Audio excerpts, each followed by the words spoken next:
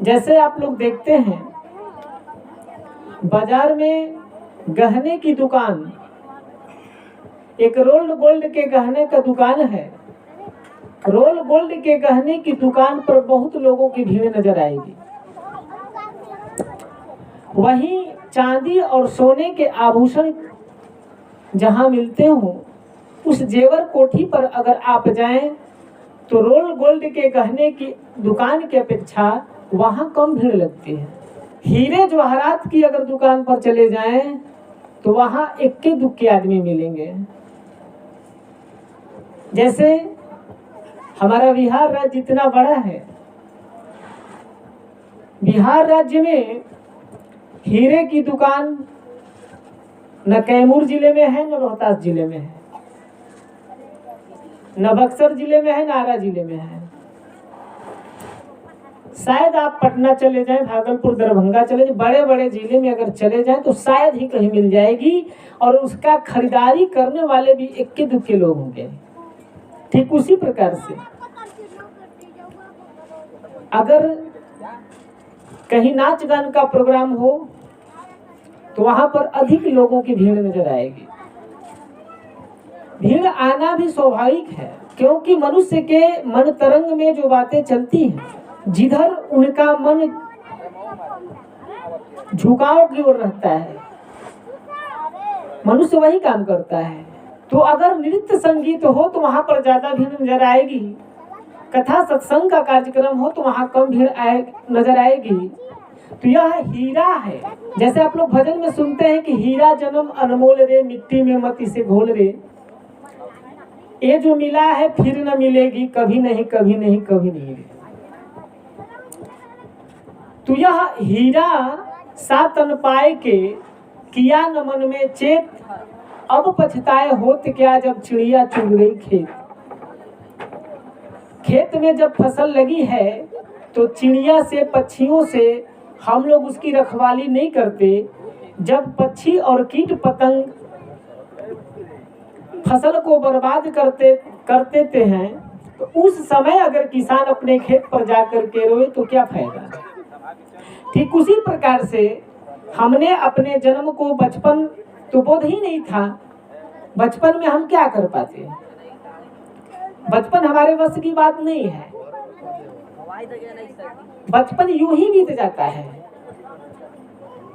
लेकिन जब जवानी आती है तो जवानी की अवस्था में हम लोग जो चाहेंगे सो बन सकते हैं।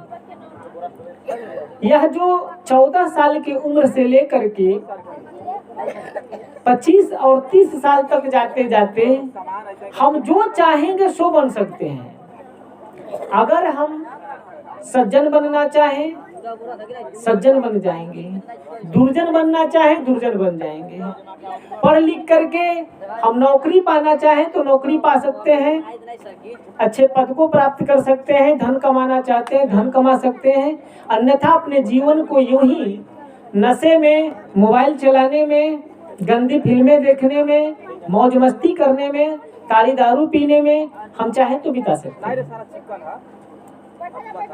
तो जवानी की जो अवस्था है, यही अवस्था एक प्रबल अवस्था है, और इसी अवस्था में अगर हम जिधर अपने आप को मोड़ करके चलें उधर हम चले जाएंगे। उसके बाद आता है जरठ।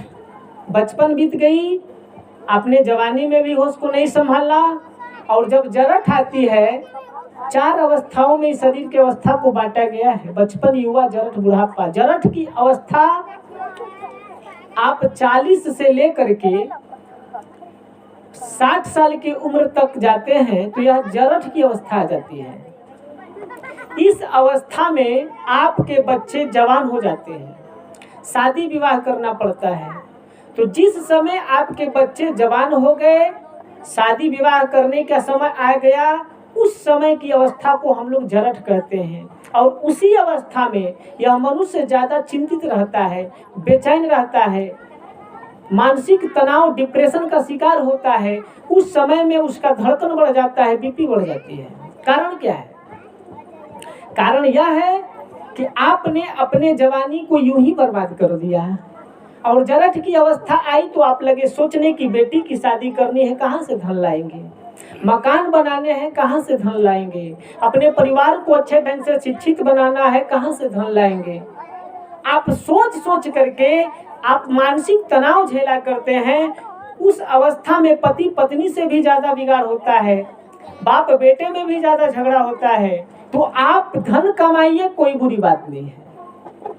धन कमाना, बाल बच्चे पैदा करना, उनकी परवरिश करना, उनको शिक्षित बनाना, इसमें कोई बुरी बात नहीं है। लेकिन एक बात जरूर ध्यान में रख करके चलें कि यह कार्य बाल बच्चा पैदा कर देना पशु पक्षी भी किया करते हैं। हम लोग भी बाल बच्चे पैदा कर दें तो पशु और हमारे में कोई अंतर नहीं रहती है। अंतर सिर्फ एक ही बात की रहती है कि पशु पक्षी संतान को पैदा कर देते हैं लेकिन जिम्मेवारी नहीं लेते हैं। आप देखते हैं एक कुतिया बच्चे को जन्म देती है, 6-8 बच्चे को जन्म दे देती है, लेकिन तभी तक रिश्ता जोड़ करके उसके साथ रहती है जब तक दूध पिलाना होता है। आप पक्षियों को देखते हैं, पक्षी भी अंडे देते हैं, सेते हैं, बच्चे पैदा करते हैं। चूजा जब बाहर आ जाता है तो अनाज के दाने, कीट पतंग को पकड़ करके पक्षी अपने बच्चे को घोंसले में ला करके दाना खिलाया करती है। उसके बाद जो वही उसका बच्चा थोड़ा बड़ा हो जाता है, उड़ने लायक हो जाता है, चारा ढूंढने लायक हो जाता है, उस समय पक्षी अपने बच्चे को अब छोड़ देती है। लेकिन आप अपने बच्चे को अगर उसी पशु पक्षी की तरह छोड़ दें तो आपको मनुष्य नहीं कहा जाएगा, आपको लायक पिता नहीं कहा जाएगा, आप अच्छी माता नहीं बन पाएंगी। आपको अच्छी माता बनना है, अच्छे पिता बनना है, तो उसके लिए क्या करना पड़ता है कि आप अपने बच्चे को जन्म दे करके शिक्षा और संस्कार देते हैं, उसको परवरिश करते हैं, उसको पढ़ा लिखा करके बड़ा करते हैं। आप जो कमाए हैं उस कमाई में उसको भागीदार बनाते हैं कि ये हमारे तन से पैदा हुआ है, मैंने जो कुछ भी धन कमाया है इसमें इसका हिस्सा है। पशु और पक्षी में यही अंतर है। मनुष्य से यही अंतर होता है कि मनुष्य अपने बच्चे की देखरेख बुढ़ापे की अवस्था तक करना चाहता है। अगर आपको जो कुछ भी बनना है, समय का इंतजार मत कीजिए। लोग कहते हैं कि बुढ़ापे की अवस्था आने तक हम भक्ति करेंगे। बुढ़ापा को किसने देखा है? बच्चा जन्म लिया उसी समय शरीर छोड़ देता है, उसकी बुढ़ापा कब आई? कोई 10 साल की अवस्था में शरीर छोड़ देता है, कोई 30 साल की अवस्था में शरीर छोड़ देता है, कोई 40 साल की अवस्था में शरीर छोड़ देता है।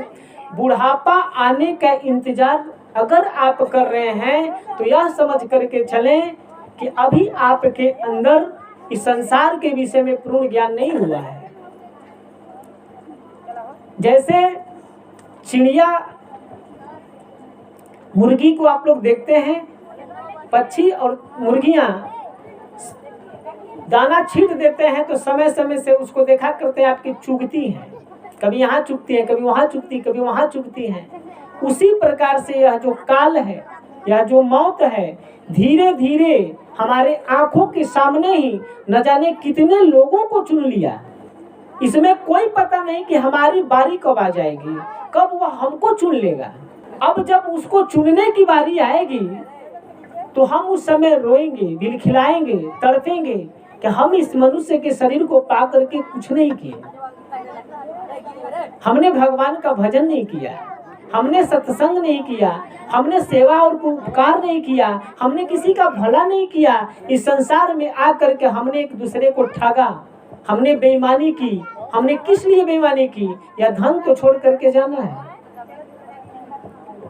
आप अगर 1 डिसमिल के हकदार हैं, 1 डिसमिल ही आपके पास है तो भी छोड़ के जाना है। अगर 100 बीघे की जमीन आपके पास है तो भी छोड़ के जाना है। मैं इस बात पर विचार कर रहा था। हमारे यहाँ 300 बीघे के जोतनिया थे, लेकिन वो भी छोड़ करके चले गए। जब तक थे तब तक शान शौकत था कि मैं 300 बीघा का जोतनिया हूँ, लेकिन किसी को दान नहीं दिए, किसी गरीब को दान नहीं दिए, किसी की बेटी की शादी में सहयोग नहीं दिए। 300 बीघा भी छोड़ करके जाना पड़ा, क्या साथ में जाएगा?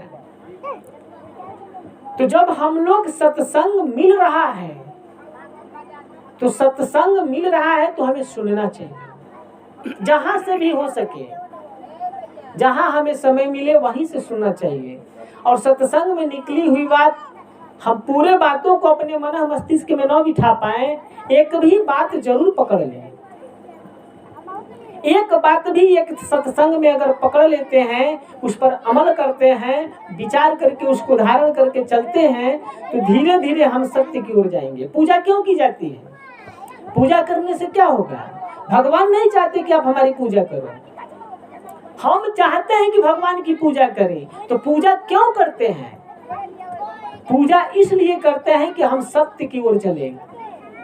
जैसे अगर आप पूजा पाठ करते हैं, हम जैसे हैं, हम लोग हैं, तो हम लोग अगर सुरती खाते पकड़े जाएंगे तो यहाँ बैठे समाज सभी लोग टोक देंगे, साधु होकर के सुरती खाते हैं। हम लोग इस भेष को धारण क्यों किए हैं? हम लाल भी वस्त्र पहन सकते थे, रंगीन वस्त्र भी पहन करके करा सकते थे। यह सब भेष धारण करने का एक ही मकसद है कि हम लोग सत्य की ओर चलें। पूजा करने का एक ही मकसद है कि हम लोग सत्य की ओर चलें। अगर हम लोग पूजा लाख कर ले, व्रत लाख कर ले, तीर्थ लाख कर ले, लेकिन हम लोगों के अंदर अगर चोरी बुराई नहीं छूटती है, नशा भांग का सेवन नहीं छूटता है, मांसाहार नहीं छूटता है, गलत कार्य नहीं छूटता है, तो न पूजा करने से आपका उद्धार होगा, न आपका तीर्थ करने से उद्धार होगा, न आपका पंडित जी को बुला करके दान देने से उद्धार होगा। आपका जब भी उद्धार होगा तो सत्कर्म से उद्धार होगा। पूजा इसीलिए की जाती है कि हमको शांति मिले और हम सही रास्ता पर चलें।